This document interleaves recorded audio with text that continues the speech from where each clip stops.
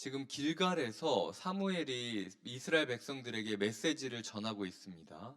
이 길갈에서 축제가 일어나고 있었고, 하지만 사무엘은 지금 축제의 때가 아니라 너희들이 어떤 그 때인지를 바로 판단해야 된다라고 이야기를 하고 있는 것이죠.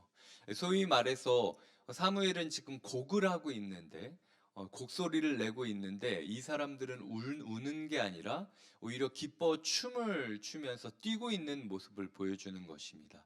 그래서 하나님께서 사무엘의 기도를 응답하셔서 지금 밀 베는 때 건기, 여름인데도 불구하고 이스라엘 가운데 폭풍이나 비는 대부분 12월에서 2월 정도에 내렸습니다. 그 겨울에 대부분 비가 내렸는데 이 여름 한철에 비가 내리게 함으로써 밀농사를 다 엉망으로 만드는 모습을 보여주시는 것이죠. 그래서 하나님께서는 지금 너희의 이 잔치를 절대 기뻐하고 있지 않다. 그러니까 정신 차려야 된다. 그냥 희희낙낙거리고 너희가 이 잔치에 취해 있을 게 아니라 너희가 어떤 나라를 이룰 것인지 고민해야 된다라고 엄중히 경고하고 있는 것입니다. 지금 이스라엘 가운데 실제적으로 우레가 내렸고 비가 내렸습니다. 그래서 실제적인 손해가 있었습니다. 그렇기 때문에 이 손해 가운데 이스라엘 백성들은 두려워하기 시작했고 여호와를 다시 한번 찾게 되는 모습을 그리고 있습니다. 그런데 오늘 본문에서 지금 사울의 입장에서 한번 생각을 해보겠습니다. 사울은 지금 자신의 왕위 추도 예배, 추도식 가운데 있는 겁니다. 이렇게 자기의 왕위가 처음으로 발을 내딛는 그 마당이 잔칫날이 아니라 제삿날이 되는 모습을 보여주고 있다라는 것이죠. 그때 사울의 마음이 어땠을지 상상을 해보시기 바랍니다. 사울이 열등감이 크고 컴플렉스가 컸던 만큼 사울이 지금 이 모든 사람들이 자신을 높여주고 소위 말해서 이렇게 기뻐해주는 그 모습을 보았을 때 사울의 마음이 굉장히 들뜨고 행복했을 것입니다. 하지만 하나님께서는 사울에게 잘했다, 너를 내가 축복한다라고 이야기하는 것이 아니라 너 내가 이렇게 귀한 영혼을 맡겼으니 정신 똑바로 차려야 된다라고 사울에게 이야기하고 있다라는 거죠. 그리고 나는 너를 세우기는 했지만 여전히 내가 너를 지켜보고 있다라고 하나님께서 사울에게 이야기하시는 것입니다. 사울의 마음 가운데 그 하나님에 대한 두려움도 있었을 것이고, 그리고 인간적인 서운함도 분명히 있었을 것입니다. 앞으로 사무엘과 사울의 관계를 다룰 때에 있어서 이 사울이 자기의 왕위 추도식에 이렇게 사무엘이 초를 뿌렸던 일로 인한 그 섭섭함과, 그리고 동시에 어떻게든 하나님께 인정받는 왕이 되고야 말겠다, 그것도 사람들 앞에서 인정받는 왕이 되어서 그 내 왕이 대관식의 우레와 비로 인하여 하나님이 촛불였던 것을 만회하고야만 말겠다라는 그 조급함이 어떻게 등장하는지를 우리는 앞으로 보게 될 것입니다. 하나님께서 저에게 말씀을 통하여 말씀하십니다. 그리고 우리에게 말씀을 통하여 말씀하십니다. 네가 이 교회의 담임 목사가 아니라 내가 이 교회의 담임 목사다. 네가 너희 가정의 영적인 제사장이 아니라 내가 너희 가정의 영적인 제사장이다. 네가 다락방에서 순장이 아니라 내가 다락방에서 순장이다. 하나님께서 우리에게 말씀하고 계시는 것입니다. 우리는 오늘 눈에 보이는 곳에서 사울로 부름받기는 했지만, 하지만 하나님께서는 우리 이전에 사무엘이라는 영적인 지도자가 있었다라고 이야기하고 있다라는 것이죠. 주님께서 우리에게 사무엘이 되십니다. 그리고 주님께서 항상 우리에게 말씀을 주시며 말씀으로 인하여 따르기를 원하고 계십니다. 그렇기 때문에 사울에게 있어서 사무엘을 따르고 조언을 구하며 걸어가야 될 책임이 있었잖아요. 왜냐하면 사무엘은 항상 사울에게 앞서 행하라고 했습니다. 사울이 그 앞서 행할 때 혼자 행하는 것이 아니라 사무엘의 의견을 구하고 사무엘의 기도를 구하며 한 걸음 한 걸음 내딛어야 될 책임이 있었습니다. 그게 이스라엘의 왕으로서의 사울의 주권자로서의 바른 모습을 하나님께서는 보여주시는 것이죠. 하지만 사울은 그저 앞서 나가는 것에 급급했습니다. 그래서 마음 가운데 앞서 나가는 것으로 인하여 하나님께 버림받을 수도 있다라는 두려움과 조바심도 있었지만, 어떻게든 나의 불안감을 해소하고 하나님께 인정받기 위해서 묻지 않고 앞서가다가 문제가 일어나게 되는 겁니다.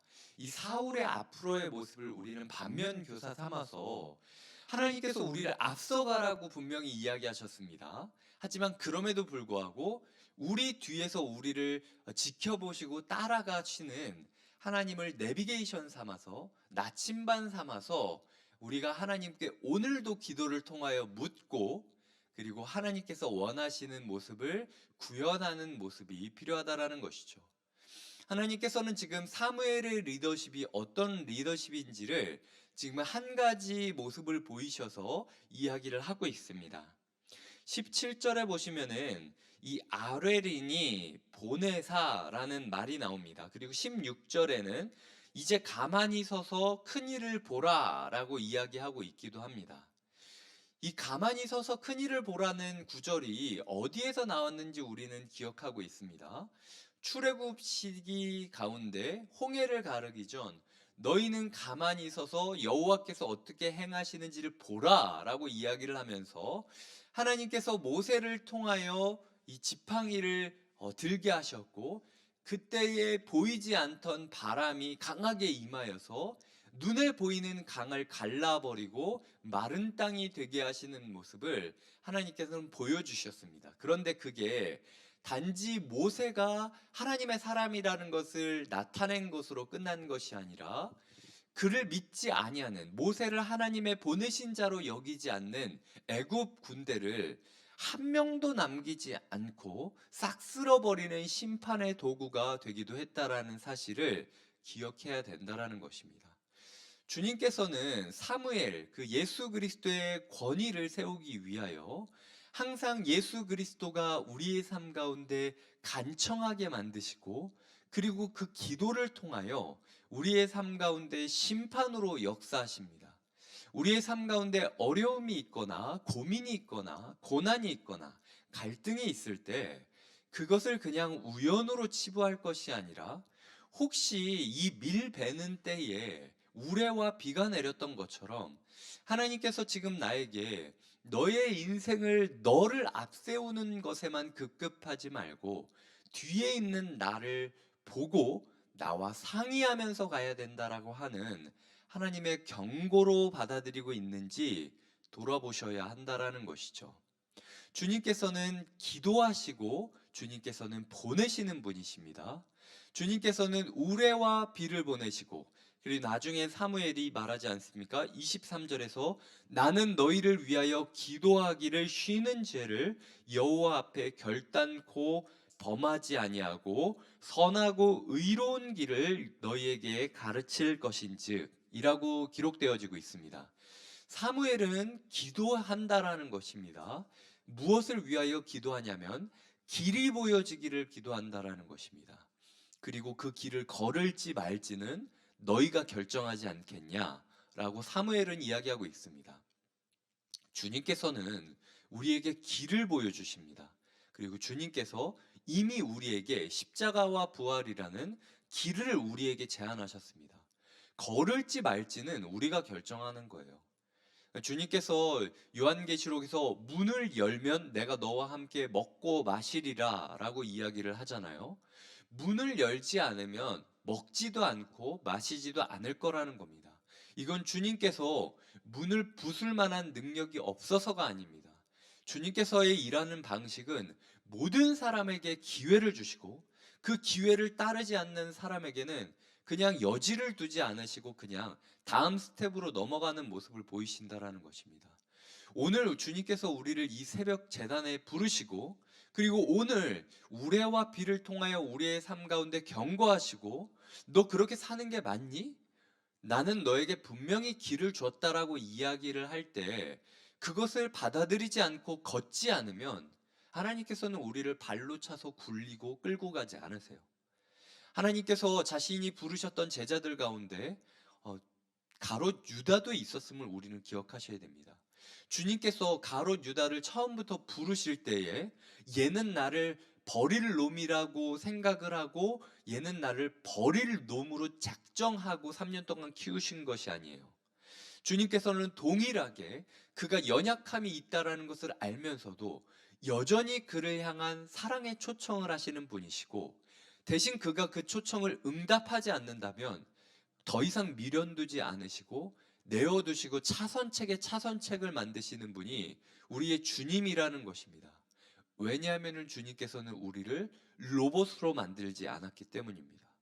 저는 이 말이 굉장히 두렵게 들려집니다. 사울에게 길이 있었고 이스라엘 백성에게 길이 있었어요. 하지만 하나님께서 주신 그 길을 사울과 백성들이 인정하지 않았기 때문에 그의 삶 가운데 우레와 비가 내렸음에도 불구하고 그들은 다른 길을 걷기 시작했다라는 것입니다. 우리의 삶 가운데 하나님께서 새롭게 시작하시는 교회를 통하여 분명히 어떤 삶이 맞는 것인지 도전하고 계십니다. 말씀을 통하여 주시는 은혜가 있고, 예배를 통하여 주시는 은혜가 있고, 공동체를 통하여 주시는 은혜와 도전이 있습니다. 하지만 아무런 결단도 없이, 아무런 던짐도 없이 그저 그냥 나는 이 자리에서 관성적으로 살아가겠다라고 결단한다면 그의 삶 가운데 언젠가 하나님께서 주셨던 기회도 박탈하고, 마치 사울이 있음에도 불구하고 다윗에게 기름을 붓는 일이 벌어졌던 것처럼 우리가 뻔히 있음에도 불구하고 하나님께서 우리가 아닌 다른 사람을 통하여, 다른 교회를 통하여, 다른 순장을 통하여, 다른 봉사자를 통하여 역사하고 계시다라는 것, 그리고 그때 느껴질 나의 박탈감을 통하여 하나님께서 하나님 되심을 증거하실 수도 있다라는 것을 엄중한 경고로 삼아야 된다라는 것이죠. 사울의 입장에서 지금 이 상황이 굉장히 자존심 상했을 것입니다. 하지만 그럼에도 불구하고 사울은 하나님의 뜻을 받아들여야 했습니다. 하지만 사울은 그 상황에서 자신의 인간적인 노력으로 그저 하나님의 인정을 받고 사람들의 인정을 받으려고만 했고, 그리하여 말씀과 멀어져 자신의 충동적, 감정적인 실수를 저지르는 모습을 보이게 된다라는 것입니다. 저는 이곳에 앉아 계신 모든 분들, 그리고 온라인으로 함께하는 모든 분들이 그러한 실수를 버리지 않기를 간절히 부탁드립니다. 주님께서 오늘 우리에게 주시는 마지막 기회일 수도 있다라는 것이죠.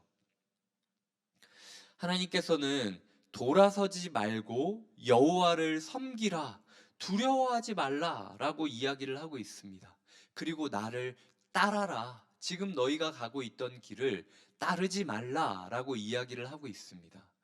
주님께서 우리를 버린 것 같다라고 느껴지는 때가 있습니다. 주님께서 우리 가운데 밀배는 시기인데도 불구하고 우리의 인생 가운데 자꾸 초치신다라고 느껴지는 때가 있습니다.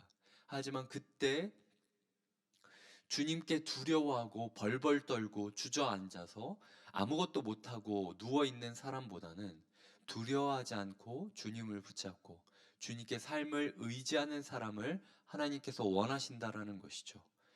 저는 오늘 이 말씀이 저에게 엄중한 경고로 받아들여지고 있습니다. 저의 삶 가운데 밀배는 이 귀중한 개척의 첫 걸음을 내딛는 때이지만 하나님께서 때때로 저에게 우레와 비를 보내실 것입니다.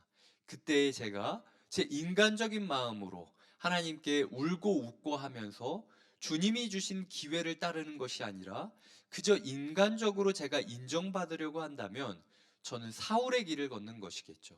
하지만 제 뒤에 계신 사무엘, 예수 그리스도를 기억하면서 주님, 저를 위하여 기도해 주십시오. 그리고 저를 위하여 제가 취해야 될 것을 보내주십시오 라고 기도를 한다면 주님께서 사무엘을 통하여 역사하신 것처럼 우리의 삶 가운데 마치 바람을 보내어 홍해를 가르시듯 하나님의 역사를 하실 것을 신뢰합니다.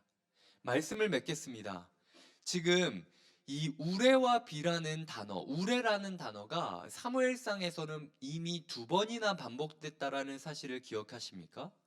한나가 사무엘이 잉태되는 것을 깨닫고 기도했을 때 한나의 기도 가운데 2장 10절에서 하나님께서는 우레를 보내시며 그를 대적하는 사람을 엎으실 뿐만 아니라 그리하여 하나님이 세우신 왕 그리고 하나님이 기름 부음 받은 자의 뿔을 높여주실 것이다라는 예언적인 기도를 하게 됩니다.